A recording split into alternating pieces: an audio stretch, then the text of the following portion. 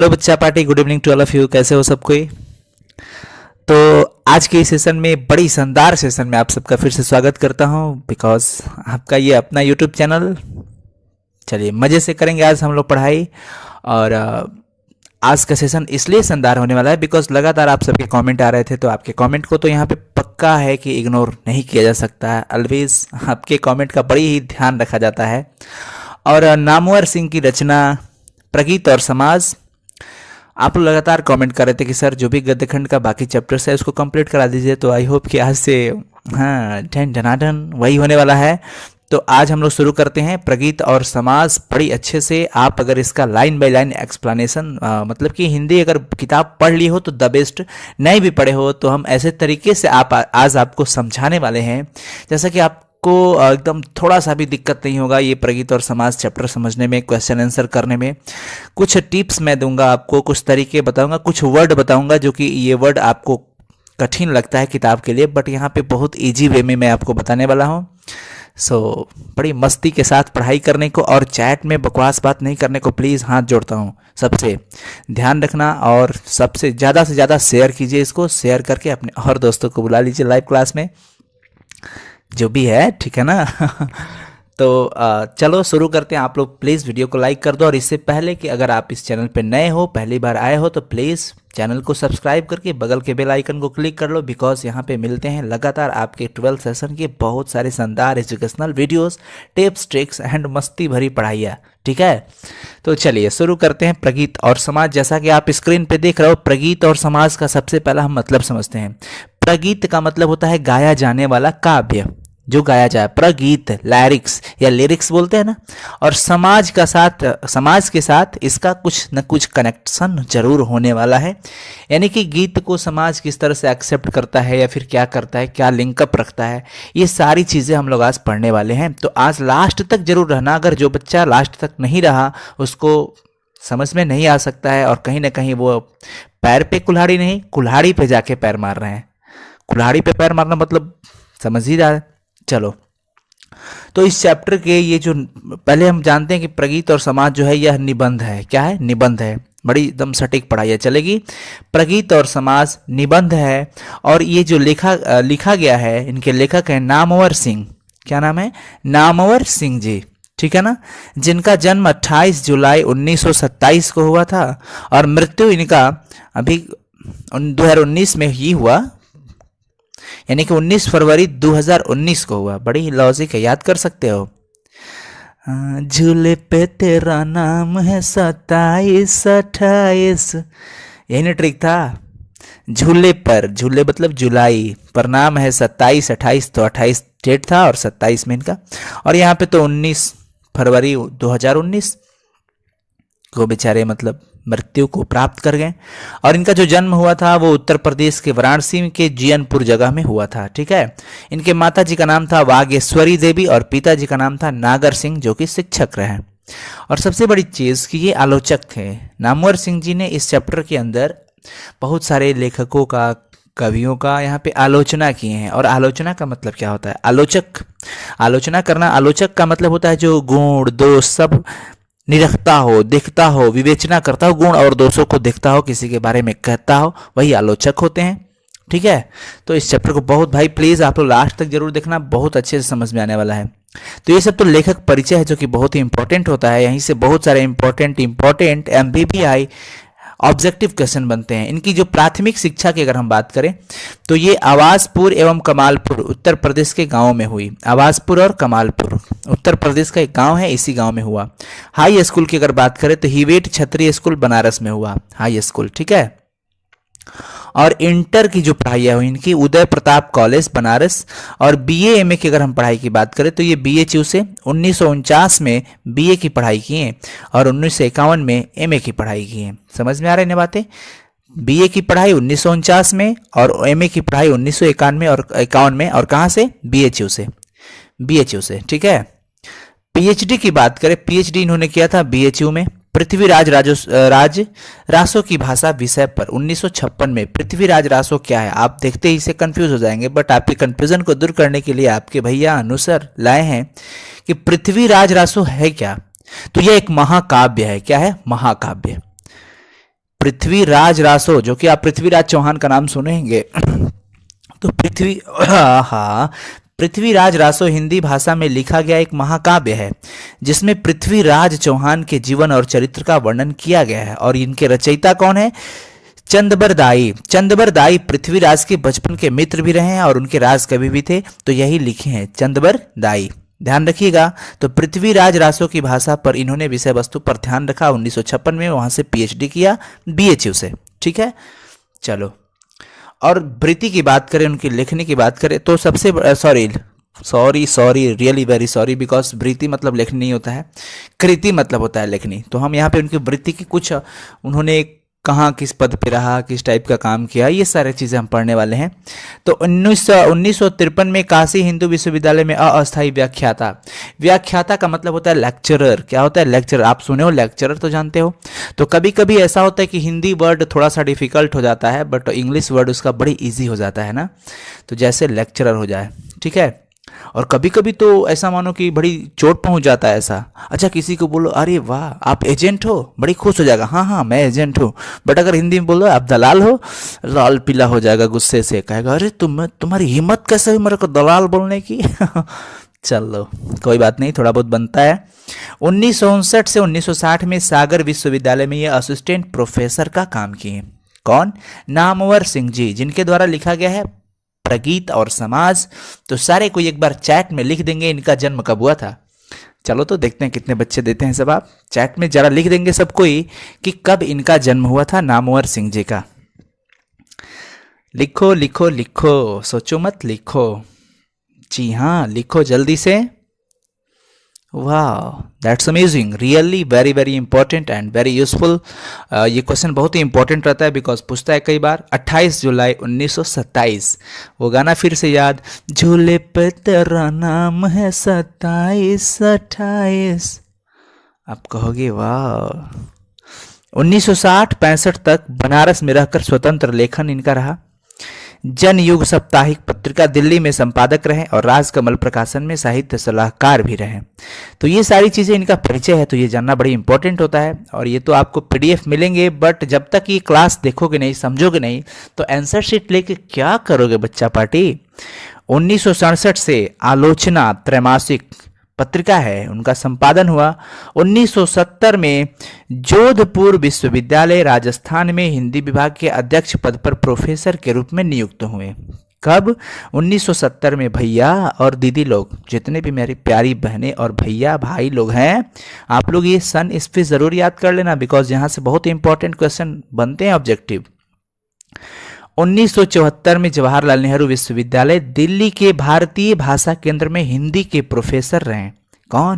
कौन? नामवर सिंह। ठीक है, चलो जी आगे की ओर चलते हैं। 1987 में जेएनयू से सेवा मुक्ति हो गई इनकी। जेएनयू से ये सेवा मुक्ति ले लिए। पुनः अगले 5 वर्षों के लिए वही फिर से नियुक्त हो गए। कहाँ पे? जेएनयू में फिर से। और 1993 से 96 तक राजा राम मोहन राय लाइब्रेरी फाउंडेशन के अध्यक्ष भी रहे। तो ये सब इनकी वृत्ति थी। उन्होंने कब क्या रहा ये आपने देख लिया। ठीक है, ये नोट्स जरूर आप बना लेना इसका। और डेली रिवीजन एक झलक देखते रहना है। और झलक दिखला जा एक बार आजा आजा आजा आजा आजा। वैसे ही आप भी एक झलक देखते रहना इसको, तो आपके माइंड में ये आ जाएगा। ठीक है, अब बात करते कृति की, उनकी लेखनी। तो ये भाई आलोचना बड़ी लिखा करते थे। तो आधुनिक साहित्य की प्रवृत्तियां 1954 में, छायावाद 1955, इतिहास और आलोचना 1957, कहानी नई कहानी 1964 में जो पब्लिश हुई थी, कविता के नए प्रतिमान 1968 में पब्लिश हुई, दूसरी परंपरा की खोज 1982 में एंड वाद विवाद संवाद 1989 में। सबसे बड़ी बात बताने वाला हूं बच्चा पार्टी कि ये जो चैप्टर है जिसका नाम है क्या नाम है, प्रगीत और समाज, वो वाद विवाद और संवाद से ही लिया गया है। प्रगीत और समाज जो चैप्टर आप पढ़ रहे हो, प्रगीत और समाज, ये जो चैप्टर है पूछा जाएगा किस आलोचना से लिया गया है, किस निबंधात्मक आलोचना से लिया गया है, तो आपका जवाब होना चाहिए वाद विवाद संवाद। ठीक है, अब देखिए साक्षात्कार टाइप का ये इनका लेखनी था। कहना न होगा जो कि 1994 में पब्लिश हुई। बात बात में बात, बात बात में बात, वाह, 2006 में। पत्र संग्रह था इनका कि काशी के नाम, 2006 में, व्याख्यान आलोचक के मुख से 2005। ये सब उनकी लेखनी है और देखिए कि उनको सम्मान भी किया गया था। कविता के नए प्रतिमान जो लिखे थे उस लेखनी पर, उन कृति पर इनको साहित्य अकादमी पुरस्कार 1971 में दिया गया था। क्वेश्चन पूछा जाएगा कि नामवर सिंह को साहित्य अकादमी पुरस्कार कब दिया गया था, क्या लिखोगे? 1971 में। एक बार चैट में लिख करके अपना कंफर्मेशन कर लेंगे, रिवीजन। 1971 में कविता के नए प्रतिमान लेखनी जो थी उसी पर उनको साहित्य अकादमी पुरस्कार दिया गया था। ठीक है, अब देखो ये जो पाठ है वो मैं ऑलरेडी यहाँ पे नोट कर रखा हूँ कि यह पाठ आलोचनात्मक निबंधों की पुस्तक वाद विवाद संवाद से लिया गया है। वाद विवाद संवाद पुस्तक से ये लिया गया है जो कि नामवर सिंह के द्वारा रचित है। नामवर सिंह के गुरु का नाम था हजारी प्रसाद द्विवेदी। ध्यान रखना, नामवर सिंह के गुरु जी का नाम क्या था? हजारी प्रसाद द्विवेदी। अब चलो, अब हम लोग मिलकर के शुरू करते हैं ये प्रगीत और समाज। और जैसे ही आप ये चैप्टर पढ़ना शुरू करोगे तो आपके कुछ शब्द मिलेंगे और उन शब्दों से मैं आपको परिचित कराने वाला हूं। आत्मपरक प्रगीत। आत्मपरक, आत्मपरक मतलब कि खुद से, मतलब कि वो हम लोग उसके सॉरी यार क्या बोलते हैं, हाँ, प्रेरणा मिलना हम लोग को खुद से, जो कि लोगों में प्रचलित होता है वो गीत, जो व्यक्तिगत हो, जो क्या हो? व्यक्तिगत हो। ध्यान रखना है, बहुत ही इंपॉर्टेंट। और एक होता है आत्मपरक और एक होता है वस्तुपरक। तो आत्मपरक का मतलब क्या होता है? जो कि व्यक्तिगत हो, और वस्तुपरक का मतलब जो व्यक्तिगत ना हो। तो देखो यहाँ पे मैं आपको बता दिया हूं, नोट कर लेना कि आत्मपरक प्रगीत जो होता है वो लोगों के बीच प्रचलित होता है, लोगों में प्रचलित होता है, जिससे हमें खुद के लिए प्रेरणा भी मिलती है। मतलब कुछ ऐसे भी गीत होते हैं जिसको सुन करके बड़ी अंदर से एकदम प्रेरणा मिलता है, एक नया ही मतलब एक वो होता है ना, मिलता है। और एक होता है नाट्य धर्मी कविता। तो नाट्य धर्मी आप देख रहे हो, नाट्य मतलब कि नाटक, नाटक के माध्यम से लोगों के बीच उपदेश दिया जाता है। जैसे दहेज प्रथा हो गया तो नाटक कर दिए, पूरा एक मंच लगा और मंच पे हमने पूरे लोग मिल करके, मतलब क्योंकि कमेटी होती है, कुछ लोगों की जरूरत पड़ती है नाटक करने के लिए, एक ही आदमी सब रोल थोड़ी कर सकता है। तो नाट्य धर्मी कविता जो होती है वो नाटक के माध्यम से हमें उपदेश दिया जाता है और उसमें जो एक्टिंग होता है, अभिनय होता है, उससे हमें कुछ सीखने को मिलता है ना। तो ये होता है नाटक वाला। यानी कि सिंपल अगर हम बात करें कि आत्मपरक जो प्रगीत हो, आत्मपरक प्रगीत और नाट्य धर्मी कविता में हमें मंच की जरूरत पड़ती है, किसमें? नाटक वाले में। नाट्य धर्मी कविता के लिए हमें भाई उसका अगर प्रदर्शन करना हो, समाज को दिखाना हो, तो हमें बहुत लोगों के समूह द्वारा वो नाटक प्रस्तुत किया जाता है। पहले हम लोग प्रस्तुत करते हैं, आज भी कई जगह पे ऑफिस, कार्यालय, विद्यालय, हर जगहों पे कई सारे सांस्कृतिक कार्यक्रम में हमारे समाज को बहुत सारे नाटक के माध्यम से वहाँ पे दिखाया जाता है। बहुत लोग, बहुत बच्चे मिल करके वो नाटक करते हैं मंच पर और वो दिखाया जाता है, उनसे उपदेश दिया जाता है कि हाँ भैया, जैसे होता है दहेज प्रथा, गरीबी, लाचार, ये सब होता है। तो उसमें हम लोग क्या दिखाते हैं? कुछ लोग मिल करके नाट्य कला करते हैं, नाटक वो रोल पकड़ते हैं, अपना एक्टिंग करते हैं। एक्टिंग करने के तो लोगों को ये फील कराते हैं, अनुभव कराते हैं कि हाँ देखो इस टॉपिक पे ये चीज़ें वैसे होता है हमारे समाज में, तो सबको सीखने को मिलता है।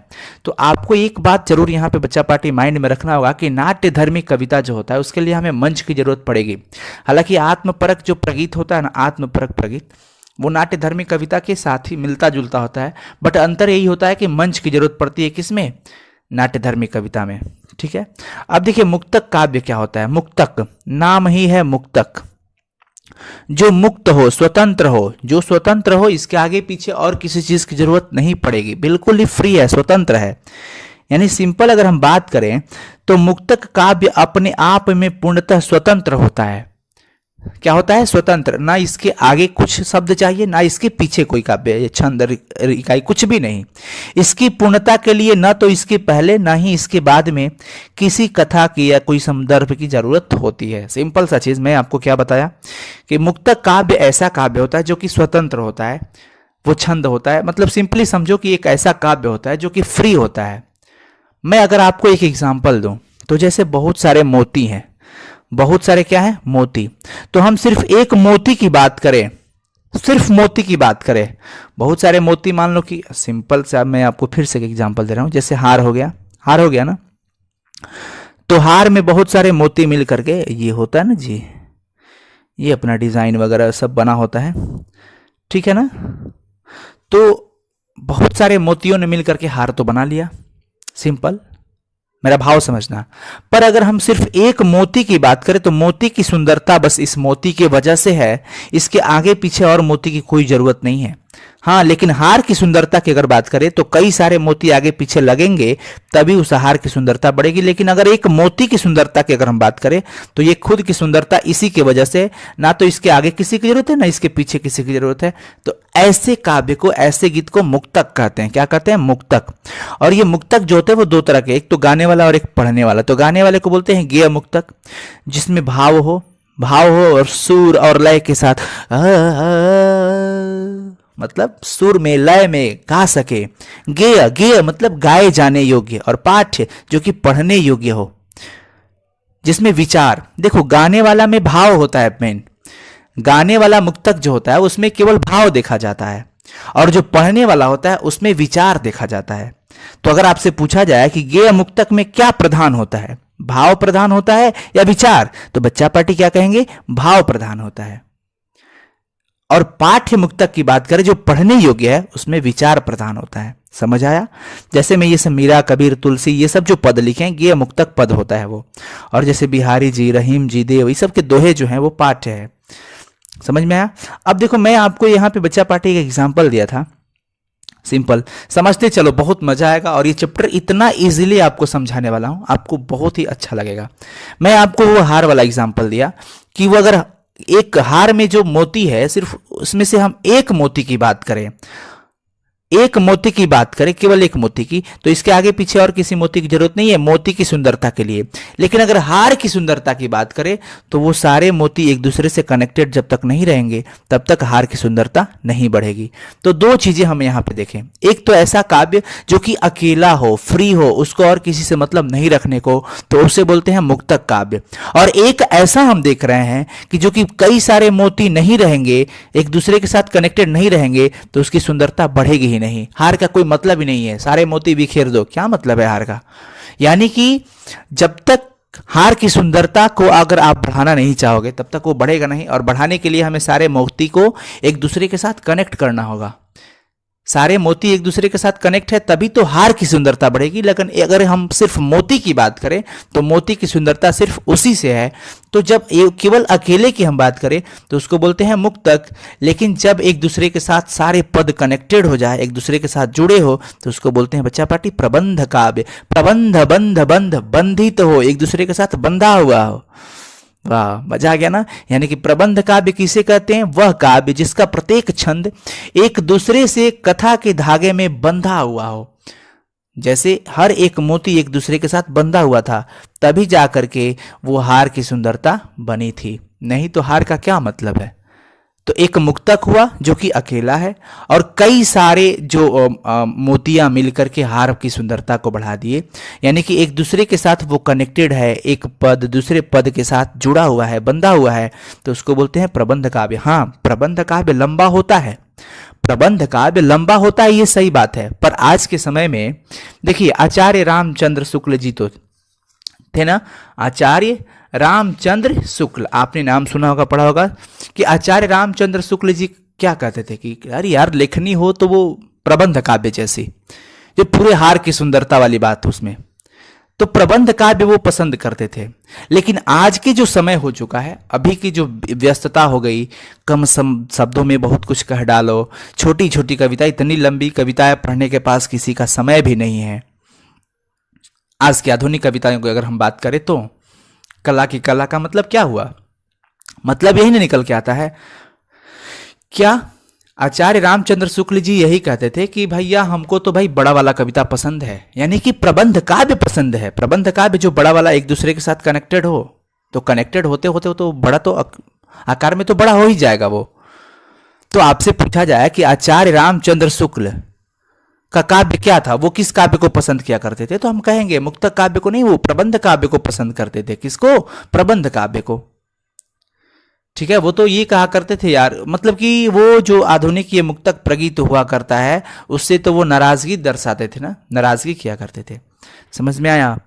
तो चलो, तो प्रबंध काव्य आपको समझ में आ गया होगा कि प्रबंध काव्य किस काव्य को कहते हैं, जो लंबा हो, एक दूसरे के साथ कनेक्टेड हो, एक छंद मतलब दूसरे वर्ण के दूसरे कथाओं के साथ भी लिंक अप रहता है, ऐसा। तो ये दो तरह के, जैसे महाकाव्य, खंड काव्य। अब देखो ना, रामचरितमानस, तो ये सब बड़े बड़े महाकाव्य, खंड काव्य होते हैं। तो कुछ ऐसे प्रबंध काव्य मतलब दो तरह के, एक महाकाव्य और एक खंड काव्य, जो कि बड़ी लंबी लंबी कविताएं लिखनियां इसके अंदर होती है, तो उसको हम प्रबंध काव्य कहते हैं। चलो अब हम चलते हैं पाठ के प्रश्न उत्तर की तरफ। बच्चा पार्टी आपको थोड़ा सा भी परेशानी नहीं होगा, आप ये मत सोचना कि sir line by line Hindi explanation. बच्चा पार्टी आप एक बार पढ़ लेना, और मैं आपको जो बता देता हूँ ना यहाँ पे, आप एक भी क्वेश्चन गलत नहीं करोगे और बहुत अच्छे से समझ में आएगा। बस एक बार मेरे कहने पे लास्ट तक जरूर देख लेना, उसके बाद कहोगे हाँ सर मजा आ गया। पक्का बता रहा हूँ, क्योंकि कुछ ऐसा बहुत छोटा छोटा अच्छा अच्छा उत्तर आपको देने वाला हूँ, आपको थोड़ा सा भी परेशानी नहीं होगा बच्चा लोग। सबसे पहला क्वेश्चन बनता है कि आचार्य रामचंद्र शुक्ल के काव्य आदर्श क्या थे। मैं आपको अभी बताया कि उनका जो काव्य था वो प्रबंध काव्य था, वो प्रबंध काव्य को ही पसंद किया करते थे, उनको नहीं चाहिए छोटी वाली कविताएं। पर आज के लोग तो कह दिया करते हमारे पास बड़ी बड़ी कविताएं पढ़ने का समय नहीं। कहाँ है समय, है ही नहीं, हम तो छोटी कविताओं में ही मन लगा लेते हैं। तो पाठ के आधार पर स्पष्ट करना है। तो आचार्य रामचंद्र शुक्ल के काव्य आदर्श जो थे वो प्रबंध काव्य ही थे। प्रबंध काव्य बोले तो वही हार वाली, सिंपल, जो एक दूसरे के साथ क्या हो, कनेक्टेड हो। क्योंकि प्रबंध काव्य में मानव जीवन का एक पूर्ण दृश्य होता है। सही बात है, मानव जीवन का क्या होता है, एक पूर्ण दृश्य होता है। किसमें किसमें एक पूर्ण दृश्य होता है, आचार्य रामचंद्र शुक्ल के क्या बोलते हैं, प्रबंध काव्य में। क्योंकि देखो, अगर आप कोई छोटी कविता लिखो तो आप हो सकता है कि किसी के जिसके बारे में भी लिख रहे हो कविता, आप जिसके बारे में, या तो आप व्यक्तिगत लिखोगे या तो फिर सामाजिक रूप से लिखोगे, किसी विषय वस्तु पर आधारित होगा। तो अगर आप शॉर्ट में लिखना चाहोगे तो पूरी विवरण नहीं लिख सकते हो, पूरा डिटेल्स लिखने के लिए तो लंबा होगा ही। तो लंबा वाला काव्य कौन है, प्रबंध काव्य है। और प्रबंध काव्य का मतलब लंबा काव्य, लंबा काव्य का मतलब कि पूरा डिटेल्स, बट छोटा वाला में नो डिटेल्स, शॉर्टकट में ही सब निकल जाए। तो आचार्य रामचंद्र शुक्ल के जो काव्य थे वो प्रबंध काव्य ही थे।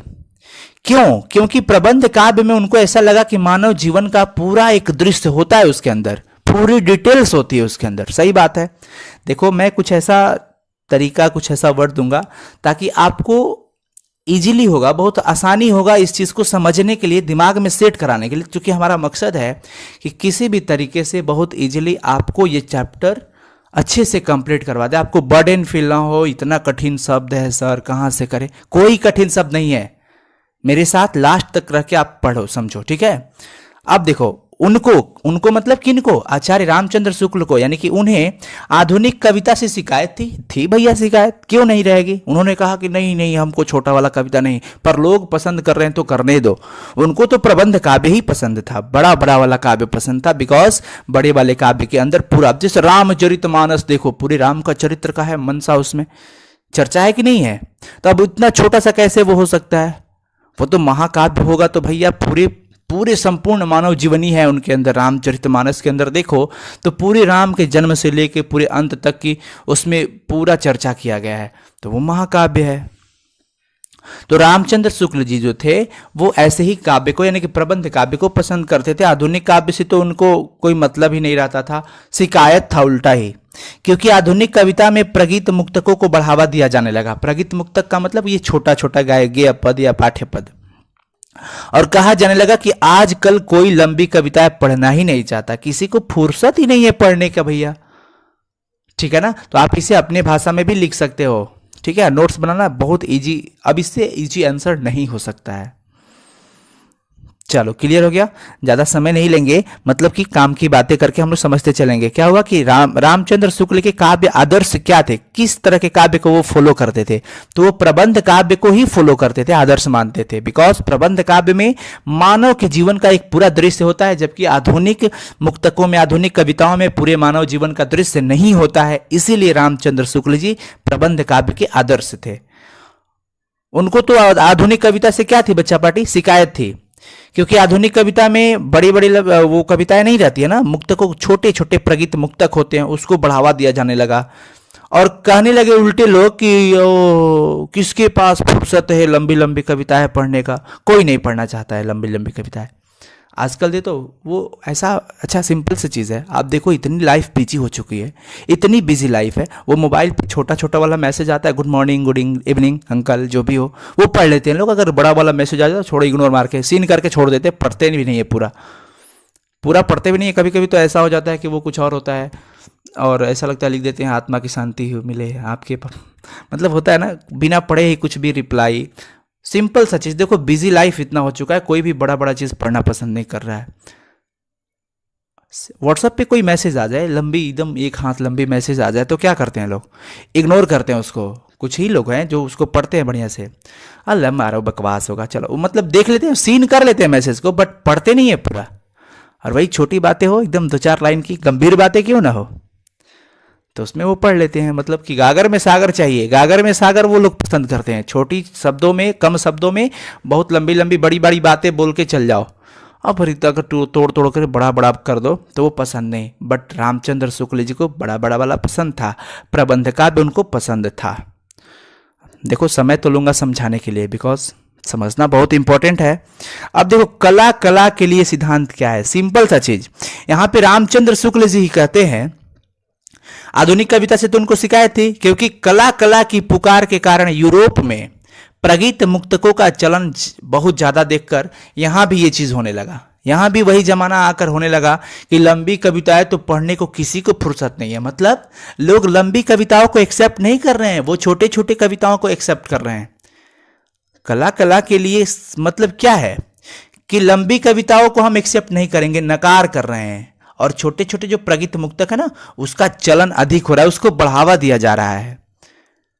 हाय गुड मॉर्निंग मैसेज के हिसाब से बात करें तो, और आप सभी विद्यार्थियों को सूचित किया जाता है कि वो इतना लंबा चौड़ा कौन पढ़ेगा, कहीं से तुरंत छोटा सा बता दिया जाए कि हाँ एग्जाम इस महीना में होगा, बस इतना।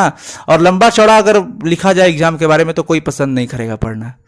बच्चा पार्टी बुरा नहीं मानने को, मैं आपको कुछ ना कुछ एग्जाम्पल देकर समझाना चाहता हूँ।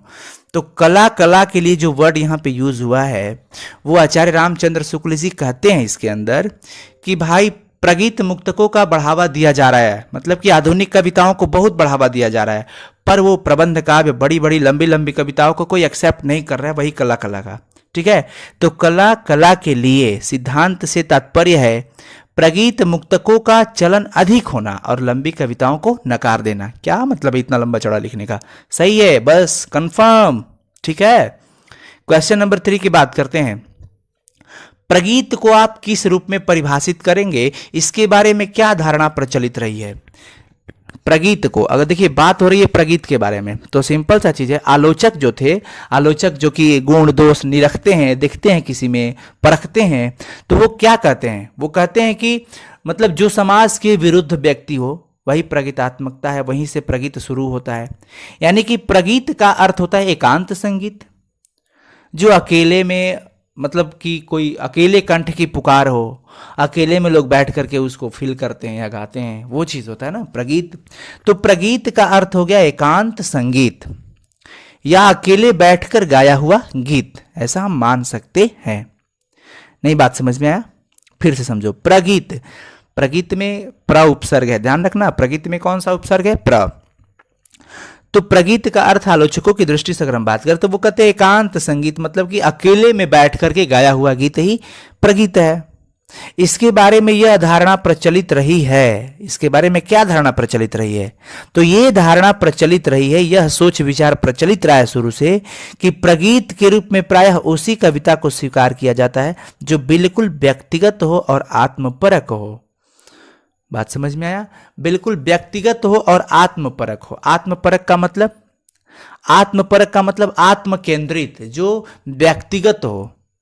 क्या है, व्यक्तिगत किसी एक के बारे में लिखा गया हो, पर अगर वस्तु परक कह दिया जाए तो वो व्यक्तिगत नहीं होता है, निर्वैयक्तिक होता है, निर्वैयक्तिक।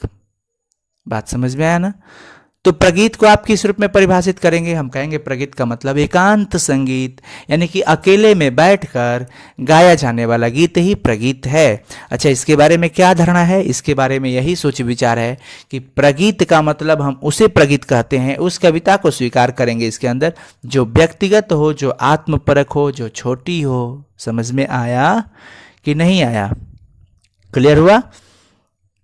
चलो, तो ये चीजें हो गया प्रगीत का मतलब। अब देखो देखो यहाँ पे आ गया ना वस्तुपरक। घबराओ मत, हम एक एक चीज समझाएंगे, दोबारा भी समझा देंगे, टेंशन मत लो ना। वस्तुपरक नाट्य धर्मी कविताओं से क्या तात्पर्य है? वस्तुपरक नाट्य धर्मी, अच्छा वस्तुपरक का मतलब मैं आपको बताया था, जो व्यक्तिगत न हो, सिंपल समझो, जो वस्तु पर आधारित हो, किसी विषय वस्तु पर आधारित हो तो वस्तु परक कहते हैं। लेकिन आत्म परक का मतलब जो व्यक्तिगत हो, जो किसी एक विशेष व्यक्ति पर आधारित हो तो उसे वस्तु परक कहते हैं। पर यहाँ सॉरी यार, आत्म परक कहते हैं। पर अगर वस्तु परक की बात करें, वस्तु परक इसका मतलब वो किसी वस्तु पर आधारित है। तो वस्तु पर नाट्य धर्मी यानी कि नाटक, किसी विषय वस्तु पर जो नाटक आधारित होता है उसको बोलते हैं वस्तु परक नाट्य धर्मी। यानी कि वस्तु परक नाट्य धर्मी से क्या तात्पर्य है? तो यही तात्पर्य है कि किसी सामान्य विषय पर आधारित नाट्य कविता या नाटक, किसी सामान्य विषय पर आधारित नाटक को वस्तु परक नाट्य धर्मी कविता कहते हैं। हाँ भैया, अगर नाटक है तो छोटा तो होगा नहीं, बड़ा तो जरूर होगा। माइंड में सेट करो कि यह आकार की दृष्टि से क्या होगा, कुछ लंबी होती है। वो क्या होती है? कुछ लंबी होती है नाटकें।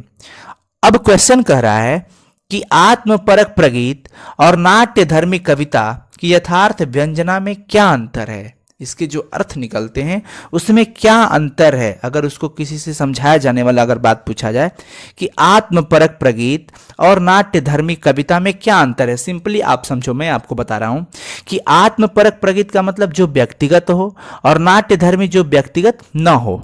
सिंपल सा चीज, आत्मपरक प्रगीत जो व्यक्तिगत हो और नाट्य धर्मी कविता जो व्यक्तिगत न हो। हालांकि ये दोनों एक दूसरे से मिलते जुलते हैं, ऐसा नहीं कि पूरी तरह से मतलब डिफरेंट होते हैं, ऐसा नहीं, दोनों मिलते जुलते हैं। पर अंतर यहाँ पे जरूर आ जाता है कि आत्मपरक प्रगीत के लिए, व्यक्तिगत प्रगीत के लिए हम मंच क्यों करेंगे? मंच की वहां पे जरूरत नहीं पड़ती है। लेकिन अगर नाटक करना हो, नाट्य धर्मी काव्य हो, कविता हो, तो वो हम एक समाज में संदेश देते हैं तो नाटक करके, तो वो मंच हो गया। उसके लिए हमें मंच की जरूरत पड़ेगी और एक मंच के थ्रू, एक मंच के माध्यम से, एक विशेष जगह के माध्यम से हमारी पूरी टीम, नाटक की करने वाले की पूरी टीम जो होती है वो अभिनय करेगी, एक्टिंग करके पूरे समाज को एक सूचना देती है। तो सिंपल सा मीनिंग याद रखना है कि वस्तुपरक नाट्य धर्मी का मतलब क्या हुआ? जो किसी वस्तु पर आधारित, वस्तुपरक, वस्तु पर आधारित नाट्य हो उसको बोलते हैं वस्तुपरक नाट्य धर्मी। और आत्मपरक प्रगीत जो किसी विशेष व्यक्ति पर आधारित गीत हो उसको बोलते हैं आत्मपरक प्रगीत। तो अब करें अंतर भी बता देना, तो फिर से एक बार पढ़ते हैं कि वस्तुपरक नाट्य धर्मी कविताओं से क्या तात्पर्य है। तो हम कहेंगे क्या तात्पर्य पूछा ना, तो हम कहेंगे कि वस्तुपरक नाट्य धर्मी कविता से तात्पर्य है कि किसी सामान्य विषय पर, किसी सामान्य विषय वस्तु पर, किसी वस्तु पर, सब लिख सकते हो, कोई दिक्कत नहीं है, कोई गलत नहीं काट सकता, बता रहे हैं, ठीक है ना। तो क्या कहना है कि किसी सामान्य विषय पर आधारित जो नाट्य कविता होती है उसको वस्तुपरक नाट्य धर्मी कविता कहते हैं। सही बात है कि ये थोड़ी लंबी जरूर होगी क्योंकि वो किसी वस्तु पर नाट्य कविता आधारित है, तो थोड़ा लंबा तो जरूर होगा, यानी कि यह आकार की दृष्टि से कुछ लंबी होती है। अब रही बात, बच्चा पार्टी करे कि आत्मपरक प्रगीत और नाट्य धर्मी कविता में क्या अंतर है? मंचन का अंतर है, मंच का। आत्मपरक प्रगीत के लिए हमें मंच की जरूरत नहीं पड़ेगी, लेकिन नाट्य धर्मी कविता के लिए तो विशेष करके मंच की जरूरत एकदम तय है कि पढ़ना ही है। यानी हम कहेंगे कि आत्मपरक प्रगीत जो है वो नाट्य धर्मी कविता में मंचन का अंतर होता है, सिर्फ और सिर्फ मंचन का, यानी कि मंच का। और ऐसा नहीं कि आत्मपरक प्रगीत जो है वो पूरी तरह डिफरेंट है नाट्य धर्मी से, नहीं, आत्मपरक प्रगीत भी नाट्य धर्मी लंबी कविताओं के समान ही होता है। आत्मपरक जो प्रगीत होता है वो भी थोड़ा उसके समान जरूर होता है, समानता थोड़ा सा रखता है, बट अंतर कहाँ पे आता है? वो मंच का, वो मंचन का, दोनों में अंतर आता है। आशा करता हूं समझ में आया होगा। अच्छा, एक बार रिकॉलिंग भी कराएंगे, ठीक है। क्वेश्चन नंबर 5, कितना समय हुआ? ज्यादा समय थोड़ी हुआ। हिंदी कविता के इतिहास में प्रगीतों का क्या स्थान है? हिंदी कविता के इतिहास में प्रगीतों का क्या स्थान है? सोदाहरण मतलब कि सधन उदाहरण, यानी उदाहरण सहित बताना है। देखिए, हिंदी कविता के इतिहास में प्रगीत का भाई यह मुख्य स्थान है। सिंपल सा चीज है, ऐसा मानो कि हिंदी कविता का उदय, इनका जन्म, उन्मेष कहां से हुआ है? गीत से ही हुआ है। और गीत ना होता तो सोचो क्या मतलब यार, लाइफ बहुत बोरिंग होता, बकवास होता। ओ तेरी उंगली पकड़ के चला, ममता के आंचल में पला, माँ ओ मेरी माँ, है ना। गीत होता है ना, जो बहुत सारे ऐसे गीत होते हैं जिससे इंसान बड़ी अपने आप को अच्छा फील करता है। बहुत हर हालातों जैसे गीत होते हैं, जो खुशी में है वो खुशी में, जो गम में है वो गम भी बचरा। तू कल चला जाएगा तो मैं क्या करूँगा, सब लगे हुए हैं। मतलब गीत है जो खुद के मन स्थिति को बहलाने वाला है। गीत ने लोगों के मन को बदलने में बड़ा ही क्रांतिकारी भूमिका निभाया भैया। गीत का होना बहुत ही इंपॉर्टेंट है। और रही बात हिंदी कविता में, तो गीतों से ही इसका भी उदय हुआ है, कविताओं का। कबीर, सूर, मीरा, नानक, ये सब क्या, ये सब गेय पद ही था, इनका भी गीत ही था, ठीक है ना। तो देखो, कह रहे कि हिंदी कविता के इतिहास में प्रगीतों का क्या स्थान है। हिंदी कविता के इतिहास में प्रगीतों का मुख्य स्थान है। जैसा क्वेश्चन पूछ रहा है वैसा ही आंसर देना है कि हिंदी कविता के इतिहास में प्रगीतों का क्या स्थान है भैया, तो मुख्य स्थान है। कैसे, तो हिंदी कविता का जो उदय हुआ वो गीत से ही हुआ है। हिंदी कविता का उदय गीत से हुआ है। गीतों ने लोगों के मन को बदलने में क्रांतिकारी भूमिका अदा की है। सही बात है, गीत नहीं होते तो हमारे यहाँ मतलब कुछ भी यार अजब सा लगता। सोचो, फील करो, शादी पार्टी वगैरह, क्या बात है, अभी तो पार्टी शुरू हुई है, ठुंग चटक टक ठुंग होता है ना। तो ये सब फीलिंग होता है, फील होता है, मजा आता है एकदम खुद को, क्या मतलब मन स्थिति को बदलना जाता है गीत के माध्यम से। तो गीत का होना बहुत इंपॉर्टेंट होता है, मोटिवेशन में भी बहुत इंपॉर्टेंट होता है। गीतों ने लोगों के मन को बदलने में क्रांतिकारी भूमिका अदा की है। देखिए, कबीर, सूरदास, मीरा, नानक, रैदास आदि अधिकांश संतों ने दोहे और गेय पद ही लिखे हैं। अधिकांश ये जो संत दिखाई दे रहे, और भी संत हैं जो कि प्रायः दोहा लिखे हैं और गेय पद यानी कि गाने योग्य पद, जो कि एक गीत का रूप दिया जा सकता है।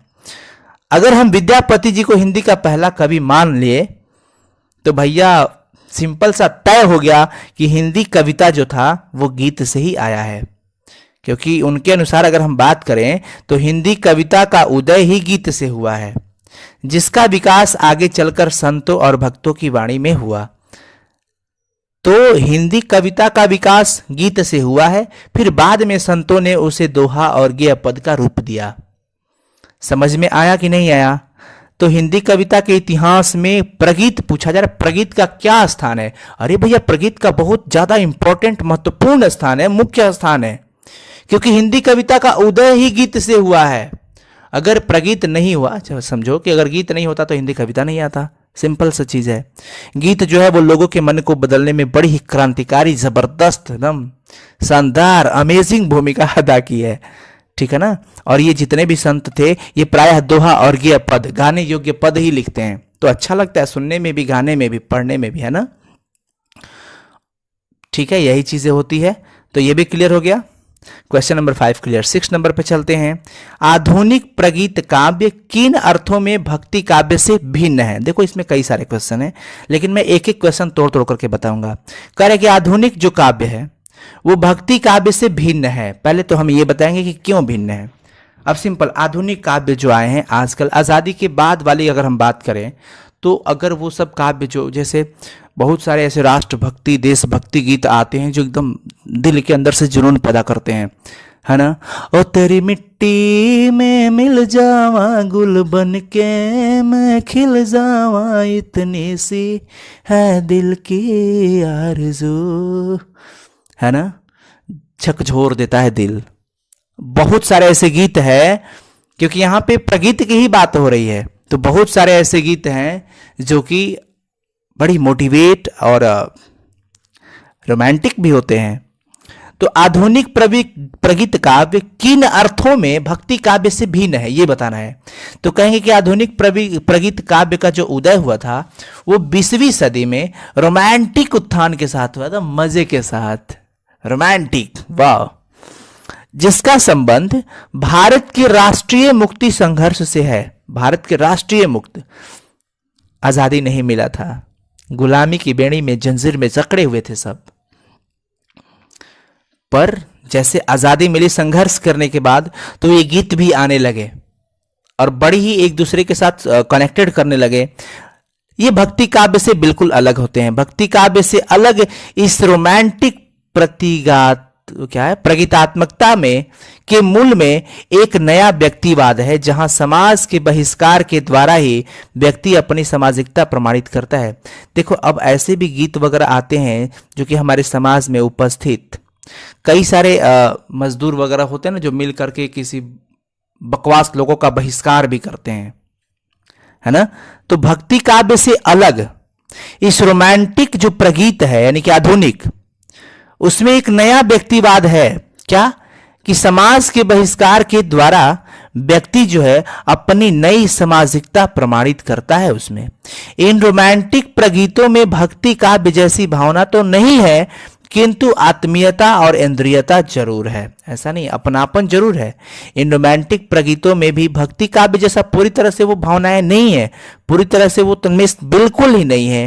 पर ऐसा नहीं कहेंगे कि नहीं ही है, किंतु आत्मीयता जरूर है और इंद्रिया भी है। इंद्रियता का मतलब होता है इंद्रिय संबंधी, इंद्रिय, ठीक है ना। अब देखो, ये तो क्लियर हो गया। और ये कह रहा है, एक बार इसे और पढ़ लेना भाई थोड़ा सा, तो और वो लाइन पढ़ लोगे ना किताब वाला, चुटकी में हो जाएगा। कह रहे कि आधुनिक प्रगीत काव्य किन अर्थों में भक्ति काव्य से भिन्न रहा और गुप्त जी आदि के प्रबंध काव्य से कैसे विशिष्ट है। गुप्त जी, अब मैथिली शरण गुप्त की बात करो ना भैया। मैथिली शरण गुप्त जो थे वो राष्ट्रीयता संबंधी विचारों तथा भावों को काव्य का रूप देते थे। वो मतलब कि उनके मन में राष्ट्र संबंधी जो विचार आते थे, राष्ट्रीयता वाला जो भी भाव आता था, वो उसको कविता के रूप में लिख दिया करते थे। कौन? मैथिली शरण गुप्त। मैथिली शरण गुप्त क्या करते थे? राष्ट्रीयता संबंधी जो भी विचार थे, भाव थे, उसको काव्य का रूप देते थे, मतलब कविता के रूप में उन्हें लिख दिया करते थे। और उनका भी जो काव्य था वो प्रबंध काव्य था, मतलब कि वो पूरा एक दूसरे के साथ कनेक्टेड, लंबा लंबा वाला, लंबी काव्य, प्रबंध काव्य। उस समय उन्हें सामाजिक माना गया था। उस समय की बात अगर करें, मैथिली शरण गुप्त के समय की बात करें, तो मैथिली शरण गुप्त के समय का जो भी काव्य, प्रबंध काव्य हुआ करता था, उन्हें लोग सामाजिक करते थे, सामाजिक कहते थे कि चलो ठीक है, सामाजिकता है इसके अंदर। लेकिन जब आधुनिक प्रगीत आ गए तो लोगों को धीरे धीरे ये लगा कि ओ, ये तो कम शब्दों में भी बड़ा कुछ कह देते हैं लोग, तो ये भी सामाजिक ही है। पहले तो इसे आधुनिक प्रगीतों को असामाजिक कहा जाता था, आधुनिक प्रगीतों को असामाजिक कहा जाता था। पर लोगों को धीरे धीरे समझ आया कि हाँ, कुछ शब्दों में जो बड़ा बड़ा न लिख करके, बड़ी लंबी लंबी कविताएं, काव्य गीत न हो करके, छोटे शब्दों में भी बहुत ज्यादा कहा जा सकता है। तो वो भी रोमांटिक प्रगीतों में भी सामाजिकता नजर आने लगी इन लोगों को। चलो फिर से, मैथिली शरण गुप्त जो कि राष्ट्रीयता संबंधी विचारों तथा भावों को काव्य का रूप देते थे, उनका काव्य भी प्रबंध काव्य ही था। कौन सा काव्य था? प्रबंध काव्य था। उस समय उन्हें सामाजिक माना गया, लेकिन विद्वान जनों को यह एहसास हो गया कि इन रोमांटिक प्रगीतों में भी सामाजिकता है। ऐसा नहीं है कि वो प्रबंध काव्य ही केवल सामाजिकता है, नहीं, रोमांटिक कविताएं, आधुनिक प्रगीत भी सामाजिकता का रूप ले रही है। ठीक है ना। तो एक बार इसे और पढ़ लेना और घबराना मत, ये मत सोचना कि सर क्या करे सर। पढ़ो पढ़ो, लगातार एक आध बार पढ़ लेना, मजा आ जाएगा। ठीक है। कविता जो कुछ कह रही है, कविता जो कुछ कह रही है उसे सिर्फ वही समझ सकता है जो इसके एकाकीपन में मानवता की आवाज सुन सकता है। इस कथन का आशय स्पष्ट करें। देखिए, ये बात सही होता है। हमारे मतलब घर में कोई होता है ना, जैसे एक आदमी बोल दे कि अरे हटो भैया बहुत टेंशन है। यार क्या टेंशन है तुमको? दूसरा बोलता है क्या टेंशन है? बट तो हाँ, तुम तो बोल लेते हो कि क्या टेंशन है, जिसके माथे पे पड़ता है वही जानता है। ऐसी बातें आती है ना कि जिस पे पड़ता है वही जानता है, जो दिखता है समझता है वही जानता है। तो ऐसे ही यहां पर एक कथन आया कि कविता जो कुछ कह रही है उसे सब कोई नहीं समझ सकता, उसे तो सिर्फ वही समझ सकता है जो अकेलेपन में, एकाकीपन में, मतलब कि अकेलेपन में मानव की आवाज को सुन सकता है, मानवता की सुन सकता है, उसको, उसके अंदर मानवता हो, जो ये चीज अकेले में फील किया हो, वही कविता का अर्थ भी समझ सकता है। तो ऐसा मतलब ये कहते हैं, नामवर सिंह जी कहते हैं कि चूंकि ये जो पंक्ति है ना, वो थियोडोर एडोर्नो की वाक्य था। थियोडोर एडोर्नो किनका था? मैं यहां पे लिख देता हूं। ये जो पंक्ति आप देख रहे हो वो किनकी है? थियोडोर एडोर्नो तो ये पंक्ति उनको याद आया, किनको? नामवर सिंह को। कहते हैं कि कविता जब हम ये पढ़े दोबारा तो मुझे उनकी वाक्य याद आ गई। कौन सी वाक्य? कि कविता जो कुछ कह रही है उसे सिर्फ वही समझ सकता है जो इसके अकेलेपन में मानवता की आवाज को सुन सकता है। मतलब तो इसका आशय स्पष्ट करना है। प्रस्तुत पंक्ति नामवर सिंह के द्वारा रचित निबंध प्रगीत और समाज से लिया गया है। आलोचक के अनुसार, आलोचक जो आलोचना कर रहे हैं कौन? नामवर सिंह जी। प्रगीतात्मक कविता में कई परिवर्तन हुए हैं। सही बात है, प्रगीतात्मक कविता में बहुत सारे परिवर्तन, बदलाव हुए और इस पंक्ति का आशय यही है कि व्यक्तिगत अथवा एकांत में लिखे गए गीतों में भी मानवता के भाव छुपे होते हैं। सही बात है, व्यक्तिगत जो होता है यानी कि किसी व्यक्ति विशेष से होता है, यानी कि वो खुद पे हो सकता है, अकेले में लिखा हुआ हो सकता है, एकांत में लिखे गए जो गीत होते हैं उसके अंदर भी मानवता होता है। ऐसा थोड़ी होता है कि ऐसा उसके अंदर मानवता नहीं होता है। जैसे मान लो कि एक आदमी अपनी गम के बारे में लिख दिया, अपनी गम के बारे में लिखा, तो वो जो गीत है वो क्या दूसरे के गम पे सेट नहीं हो सकता है क्या? मानवता मतलब ऐसा तो एकदम बेरहमी नहीं होगा। मानवता का मतलब आप समझ सकते हो यार, कुछ ऐसे वर्ड होते हैं जिसको बहुत ज्यादा आप समझ सकते हैं, बोलने से भी ज्यादा समझ सकते हो।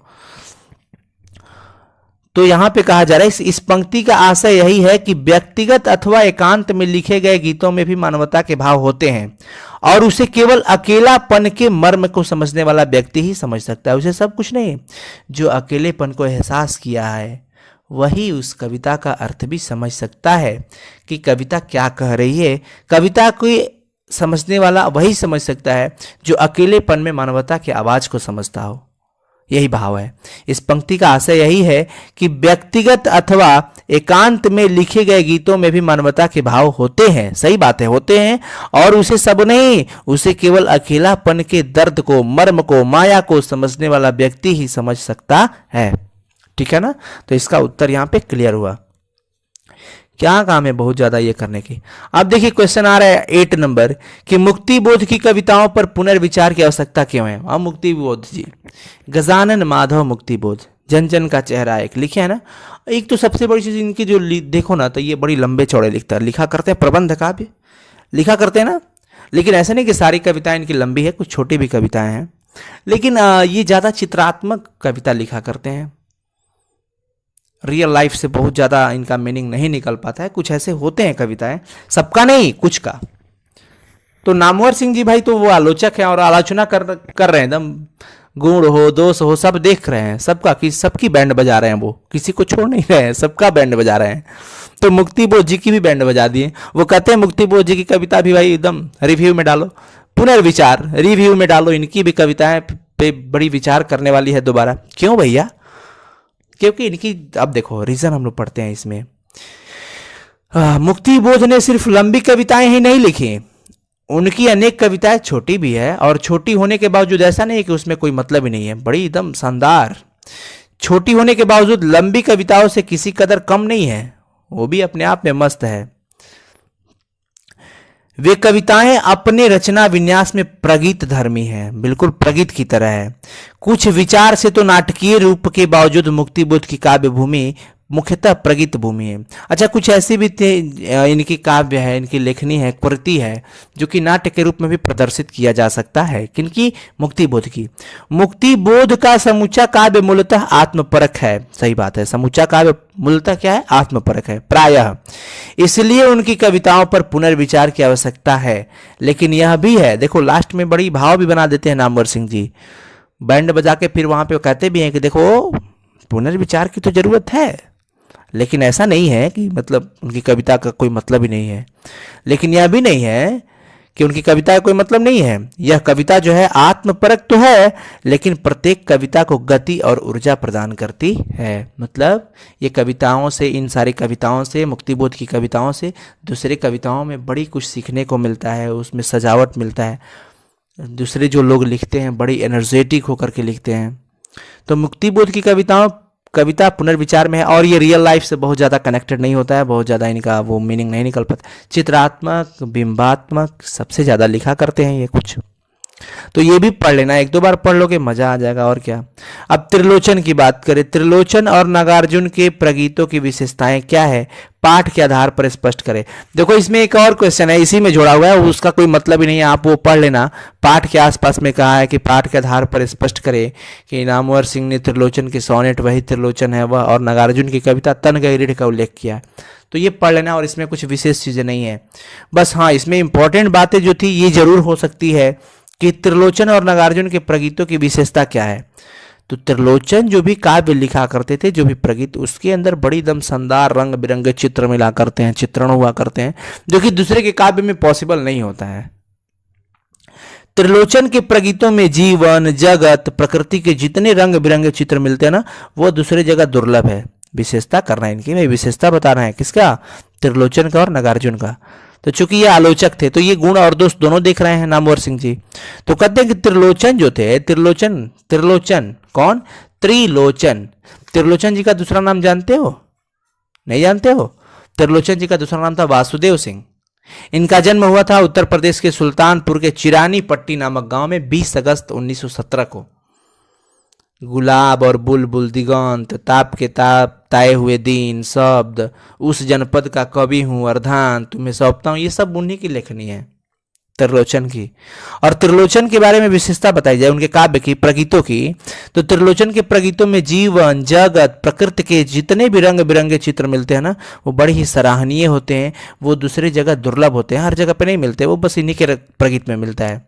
लेकिन अगर नागार्जुन की बात करें तो नागार्जुन की जो काव्य होती है बाहरी रूप से देखने में बड़ा ही शानदार लगता है, और वो हर वक्त कुछ ना कुछ प्रतिभा उसमें नहीं आता है, लेकिन अगर आने लगे ना, एक होता है ना कोई बोलता ही नहीं, लेकिन अगर बोलने लगे तो चुप होने का नाम भी नहीं ले, वही बात नागार्जुन की थी। नागार्जुन की बहिर्मुखी बाहरी मुखी आक्रामक काव्य प्रतिभा के बीच आत्मपरक प्रगीतात्मकता अभिव्यक्ति के क्षण कम ही आते हैं। आत्मपरक प्रगीतात्मक का क्षण बहुत ही कम आते हैं। किसके लेखनी में? नागार्जुन की लेखनी में, नागार्जुन की काव्य में, प्रगीत में, ठीक है ना। इनका जो जन्म हुआ था 1911 में हुआ था, यही कहाँ पे, दरभंगा जिला में। दरभंगा में गांव था सतलखा गांव, अभी भी है सतलखा, ठीक है ना। तो वहीं पे इनका जन्म हुआ था। नागार्जुन का जन्म नोट कर लेना 1911 में बिहार के दरभंगा जिले के सतलखा गांव में हुआ था। तो इनके बारे में नामवर सिंह जी कहते हैं कि ये जो लिखते हैं ना, ये बहिर्मुखी आक्रामक काव्य प्रतिभा के बीच आत्मपरक प्रगीतात्मक अभिव्यक्ति के क्षण कम ही आते हैं, लेकिन जब आते हैं ना तो उनकी विकट तीव्रता प्रगीतों की परिचित संसार को एक झटके से छिन्न भिन्न कर देती है। एक तो आते नहीं, आते तो एकदम गर्दा उड़ा के चल जाते हैं। इनके कविताओं के शब्द, इनके कविताओं का जो प्रगीत होता है, सॉरी, इनका नागार्जुन का जो प्रगीत होता है, उसमें आत्मपरक प्रगीतात्मक का कोई अभिव्यक्ति, कोई भी भाव बहुत जल्दी जल्दी नहीं आते हैं भाव, लेकिन जब भाव आने लगते हैं ना तो बड़ी ही मतलब झटके में छिन्न भिन्न कर देना, मतलब कि एकदम गर्दा उड़ा देते हैं। समझ रहे हो बात को? इसे भी एक दो बार और पढ़ लेना, ठीक है। अब देखो लास्ट क्वेश्चन हम लोग करते हैं। मीत कथन में अति कथन से अधिक शक्ति होती है। मीत कथन का मतलब होता है छोटे शब्दों में ज्यादा कुछ कह देना, और अति का मतलब होता है लगातार ज्यादा शब्द कहते रहना। तो ये बात सही होती है कि गागर में सागर भरना, कम शब्दों में ज्यादा कह दो, तो ये वही समझो। मीत कथन में अति कथन से अधिक शक्ति तो होती ही है। केदारनाथ सिंह की, केदारनाथ होगा, केदारनाथ होगा जी, केदारनाथ सिंह की इस कविता से इस कथन की पुष्टि करें। देखिए, मीत कथन का अर्थ होता है कम शब्दों में अधिक कहना, कम शब्दों में अधिक कहना, जो कि केदारनाथ सिंह की कविता में देखने को मिलता है। गला बैठ रहा है, अब हम जवाब दे रहे हैं, ठीक है ना, एक्सपायरी तो नहीं होगी हमारी। कम शब्दों में अधिक कहना, जो कि केदारनाथ सिंह की कविता में देखने को मिलता है। उन्होंने बड़ा ही सीमित शब्दों में एक विस्तृत भाव को व्यक्त किया है। बड़ा ही सीमित शब्दों में, यानी कि बहुत ही लिमिट वर्डों में, कम शब्दों में ही बड़ा ही अच्छा भाव व्यक्त किया है।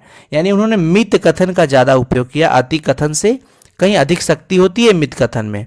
मित कथन का मतलब क्या हुआ? मित कथन का मतलब होता है कम शब्दों में अधिक कह देना। यानी अगर हम मुहावरे के हिसाब से बात करें समझने के भी उसे, तो गागर में सागर भरना, कम शब्दों में अधिक कह देना। तो कहीं ना कहीं देखो, कुछ लोग बहुत ही कम बोलते हैं, और बोलते हैं ना, एक आध वर्ड बोलेंगे, बड़ी गंभीर वर्ड होता है। तो ऐसे ही केदारनाथ सिंह की भी कविताएं थी। तो ठीक है, कैसा रहा आज का क्लास जरूर बताइएगा आप लोग, और मैं आशा करता हूँ आपको समझ में आया होगा। कहीं कहीं अगर प्रॉब्लम हुआ होगा बच्चा पार्टी, तो आपको मैं एक चीज़ बता देता हूँ कि अगर आप एक बार ये जो चैप्टर है उसका लाइन बाय लाइन पढ़ लेना, ध्यान से पढ़ना, और उसके बाद 1 से 2 बार और इस वीडियो को पढ़ लेना, और जो उत्तर है ना उसका आंसर को कहीं पे फेयर कॉपी में नोट करना, लिख करके बड़ी ध्यान से पढ़ना। 1-2 बार पढ़ोगे ना, मज़ा आ जाएगा। ठीक है, हाँ, पीडीएफ इसका मैं टेलीग्राम में दे देता हूँ। अगर आप टेलीग्राम ज्वाइन नहीं किए हैं तो प्लीज़ प्ले स्टोर से टेलीग्राम ऐप इंस्टॉल करेंगे और अपने अकाउंट वेरिफिकेशन नंबर डाल करके सर्च कीजिएगा साइंस संग्रह। साइंस संग्रह आएगा, उसके बाद आपको ज्वाइन पे क्लिक कर लेना है, ज्वाइन हो जाना है। उसमें आपको सारा अवेलेबल रहेगा पीडीएफ, आप वहाँ पे अभी ज्वाइन कर सकते हैं। और प्लीज़ बच्चा पार्टी लाइक कीजिएगा वीडियो को, शेयर भी कीजिएगा, कमेंट भी कीजिएगा, और सब्सक्राइब तो चैनल को करना भूलना मत प्लीज़। हाँ, ये मत सोचना कि सर एक बार में क्लियर नहीं हुआ, मैं आपको एक बार और बता देता हूँ, सुन लो, कि आप इसे एक बार और पढ़ना, एक बार और मेरे कहने पे पढ़ना, बेटर देन बिफोर पक्का होगा, पहले से अच्छा, ज़्यादा समझ में आएगा। ये कुछ ऐसे चैप्टर हैं जो कि बड़ा ही थोड़ा सा अजीब टाइप के, देखो ये तो कोई कहानी है नहीं, कोई तो कहानी है नहीं जो कि पढ़ करके बहुत मज़ा आए, नहीं, ये तो आलोचना है। तो आलोचना में थोड़ा बहुत डिफिकल्ट होते हैं बच्चों को, क्योंकि ये आलोचना है, वो भी कवियों की आलोचना हो रही है, गांव के लोगों की। तो सिंपल सा ऐसा नहीं है कि हमारे पड़ोसियों की शिकायत यहाँ पे होने लगी है, ऐसा नहीं है। पड़ोसी का शिकायत सुनने में मज़ा आता है, बट यहाँ पे कवि के बारे में नामवर सिंहों ने उनकी लेखनी, कृति, काव्य, प्रगीत सब के बारे में आलोचना वगैरह सब कुछ बताया है, गुण दोष। तो थोड़ा सा कहीं ना कहीं ये थोड़ा सा, ज़्यादा नहीं, थोड़ा सा डिफिकल्ट। मैं आपको डिमोटिवेट नहीं कर रहा हूँ, मैं आपको मोटिवेट इसलिए कर रहा हूँ ताकि आप इसे एक बार प्लीज़ और देख लेना, ठीक है, और मज़े से समझ में आएगा। एक बार इसे ज़रूर लिख लेना, क्लास खत्म होने के बाद क्विज वगैरह हो जाए तो आप इसे एक बार खुद से लिखना, 1-2 बार लिखने का प्रैक्टिस करना, पक्का बोलते हैं ना, आपको कभी दिक्कत नहीं होगा इसमें। थैंक यू सो मच बच्चा पार्टी, प्लीज़ शेयर करना और कमेंट करके बताना कि आज का ये क्लास कैसा रहा, आपको समझ में आया कि नहीं, ज़रूर बताइएगा, ठीक है। और हाँ, प्रैक्टिस ज़रूर करना। थैंक यू सो मच, और प्लीज़ शेयर कीजिए, आप लोग जितना ज़्यादा हो सके सारे बच्चों तक शेयर करें, क्योंकि हम लोग का मुहिम क्या है, हम लोग का मुहिम है ना, घर घर तक शिक्षा पहुंचाना है। किसी भी बच्चे को ये फील ना हो कि उनके लिए शिक्षा नहीं बनी है, चाहे कोई भी कारण हो, गरीबी, पैसा ना होना, ये सब कुछ नहीं होना चाहिए। क्योंकि हम बार बार बोलते हैं, बच्चा पार्टी बार बार आप लोग से कहते हैं, और आप लोग भी ये बात कहिए क्या, कि एक भी वजह नहीं रहने देंगे ना पढ़ने के लिए, एक भी वजह नहीं रहने देंगे ना पढ़ने के लिए, 1000 वजहें खड़ा कर देंगे पढ़ाई करने के लिए। तो वही काम, घर घर में शिक्षा का दीप जलाइए आप लोग। बस कैसे, तो इस चैनल को प्लीज़ आप लोग शेयर करें, अपने दोस्तों तक पहुंचाएं, ताकि हर बच्चा, हर स्टूडेंट, हर भाई बहन, बिहार के तो विशेष करके, या और भी कहीं के भी हो, इस भारत की धरती के, सब कोई आगे बढ़े। Thank you so much, and thank you for